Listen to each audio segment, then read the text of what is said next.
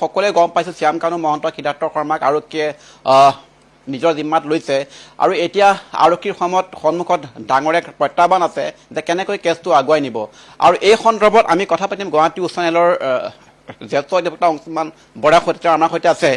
আৰক্ষীৰ সন্মুখত কিন্তু ডাঙৰ এটা চেলেঞ্জ আছে কাৰণ অতি জটিল কেছ হত্যা গোচৰ হ'ব নে নেগলিজেন্সি কেছ হ'ব, কেনেকৈ আৰক্ষী আগুৱাই যাব? চাওক, এতিয়া মই পাৰ্চনেলি এফআইআৰখন দেখা নাই তেওঁ কি কেছত ধৰিছে, কিন্তু আমি যিটো বুজি পাইছিলোঁ বা যিটো ছ'চিয়েল মিডিয়াত ইমান দিনে দেখা পাইছোঁ যে তেওঁৰ এগেইনষ্টত দুটা কেছ হোৱা বুলি আমি শুনিছিলোঁ।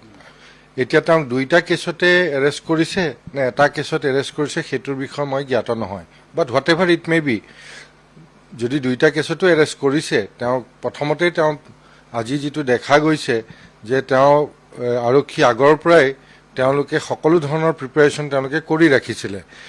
সাধাৰণতে আমাৰ যেতিয়া এৰেষ্ট হৈ আহে, কিন্তু তেওঁক বিদেশত এৰেষ্ট হোৱা নাই। এইটো কেছত তেওঁক এৰেষ্ট কৰিছে ভাৰতত তেওঁক লেণ্ড কৰাৰ সময়ত তেওঁক এৰেষ্ট কৰিছে।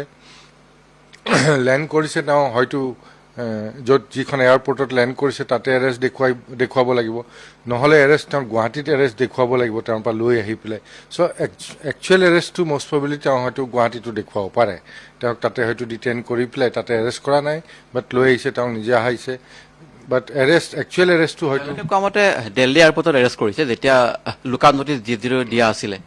আচলতে সেইবোৰ এটা কিছুমান কথা থাকে, যদি দিল্লীত এৰেষ্ট কৰিছে তেওঁক আচলতে নিয়েৰেষ্ট মেজিষ্ট্ৰেটৰ ওচৰতো কেতিয়াবা প্ৰডিউচ কৰিব দৰকাৰ হয়, তাৰপিছত তেওঁ আকৌ লৈ আহিব লাগে।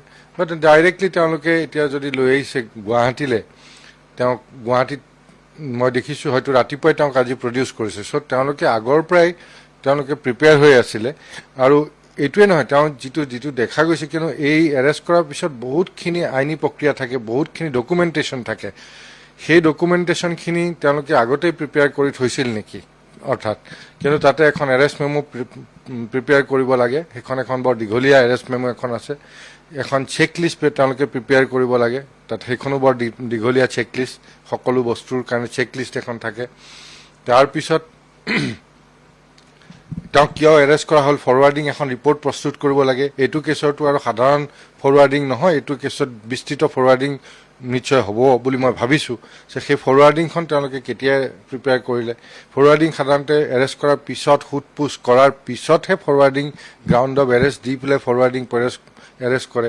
তাৰপিছত তেওঁক দুখন নটিচ দিয়া হয় 47 আৰু 48 ধাৰাত, আগৰ CRPC এতিয়া BNSS, তাৰ ধাৰাত দুখন নটিচ দিব লাগে। তাতো তেওঁলোকক reason for arrest, grounds for arrest সেইবোৰ ডিটেইলছত দিব লগা হয়।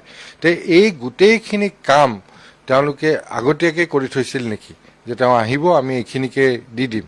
চ' it is a pre plan বা ষ্টেজ নেকি, নে তেওঁলোকে সঁচাই কৰিছিল? সেইটো বিষয়ে মোৰ এটা জানিবলগীয়া কথা কিছুমান আছে, হাউ দে ডিড ইট। কিন্তু এই কামখিনি ইমান সহজ নহয় আৰু এইটো লেংদি প্ৰচিডিঅ'ৰ। এইটো তেওঁলোকে ইমান ৰাতিপুৱাই যিহেতু কৰিছে, আৰু এইখিনি কাম মই ভাবোঁ তেওঁলোকে ভালকৈ কৰিছে নাই। যদি কৰিছিলে তেওঁলোকে CID অফিচত বা ক'ৰবাত কৰি পেলাই তেওঁক ৰাখি পেলাই তেওঁক ভাৰ্চুৱেলিও প্ৰেজেণ্ট কৰিব পাৰিলে হয় মেজিষ্ট্ৰেটৰ ওচৰত। ইটছ নট নেচেচাৰী যে তেওঁক হেৰিকে প্ৰডিউচ কৰিব লাগিব ইন এ চেঞ্চিটিভ কেছ। চ' এই বস্তুখিনি কি ধৰণে কৰিলে সেইটোৰ ওপৰতে এতিয়া কথা। আৰু তাৰপিছত মই শুনামতে তেওঁক অলৰেডি ৰিমাণ্ড দিছে 14 days।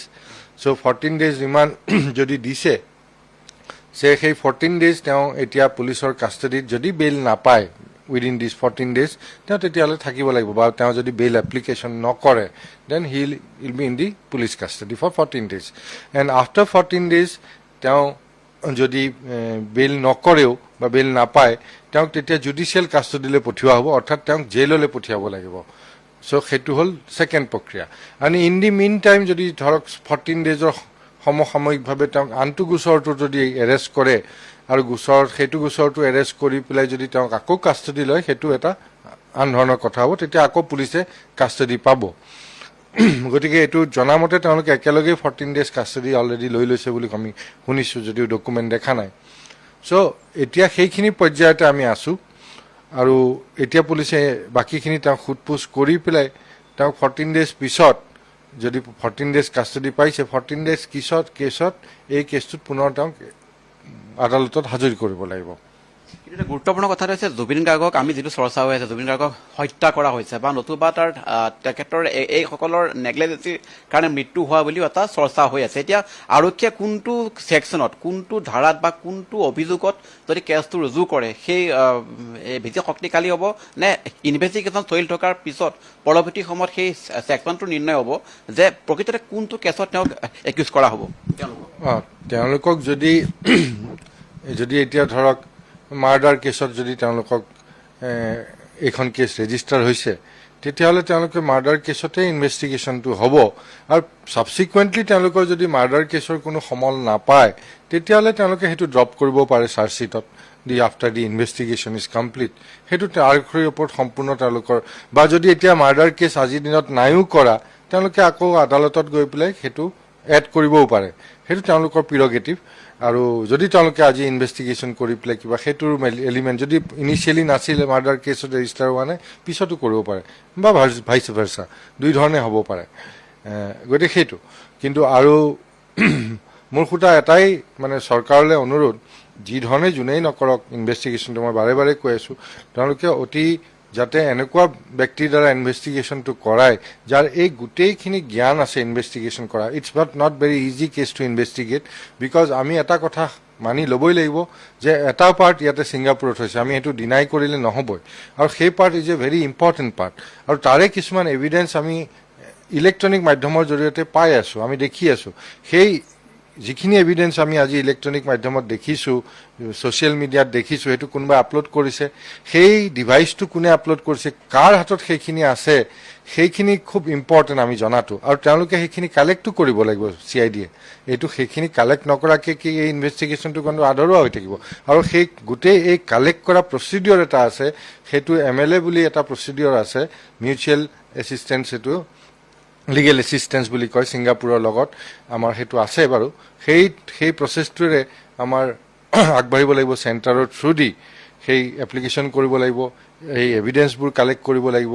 সেই এটা প্ৰচিডিঅ'ৰ আমাৰ বিস্তৃত প্ৰচিডিঅ'ৰ এটা আছে, সেই প্ৰচিডিঅ'ৰটো ফ'ল' কৰাটো খুবেই প্ৰয়োজনীয় আৰু আমি এই পাৰ্টটো আমি এৰি দিব নোৱাৰোঁ যে ছিংগাপুৰৰ পাৰ্টটো এৰি দি পেলাইও আমি ইয়াতে ইনভেষ্টিগেট কৰি পেলাই জুখি শাস্তি দিম, সেইটো কিন্তু সম্ভৱ নহ'ব।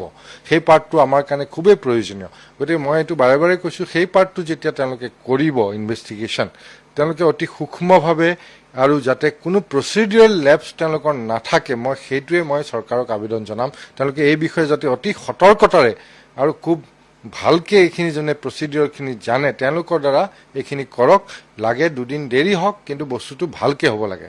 মানে এটাই হ'ব লাগে যাতে তেওঁ বেল পোৱাৰ কোনো সুযোগ নাপায়, কাৰণ নিশ্চয়কৈ তেওঁক যেতিয়া একিউজ কৰা হ'ল নিশ্চয় কোনোবা অধিবক্তাই তেওঁৰ ওকালতি কৰিব, যাতে বেল পোৱা যাতে সুযোগ নাপায়, সেইটোৱে আপুনি ক'ব খুজিছে? নহয়, মই বেইললৈ I am not concerned about bail, absolutely I am not concerned about bail. মই কৈছোঁ যে দোষীক শাস্তি পাব লাগিব আৰু গোটেই কেছটোৰ এটা লজিকেল কনক্লুজন হ'ব লাগিব। বেইলটো এটা সাধাৰণ কথা, বেইলটো লৈ নহয়, কিন্তু কালিলৈ যদি বেইলটো পাই পেলাই বেইল নাপালে ধৰি ল'লোঁ বেইল নাপালে 90 দিনে থাকিলে, তাতকৈ বেছি নহয় 90 দিন তেওঁ জেলত থাকিলে, তাৰপিছততো আৰু চাৰ্জশ্বিট দিলে, তাৰপিছত তেওঁ এদিন ওলাই আহিলে, তাৰপিছত কেছ চলিলে, তাৰপিছত আমি দেখিলোঁ যে because of the procedural lapse কোৰ্টে তেওঁক ৰেহাই দিবলৈ বাধ্য হ'ল। সেইটো আমাৰ কাৰণে অতি লাজৰ আৰু দূষণীয় কথা হ'ব। সেইটোৰ কাৰণে কিন্তু আমাৰ অসমীয়া ৰাইজক জুবিন গাৰ্গে কেতিয়াও ক্ষমা নকৰিব।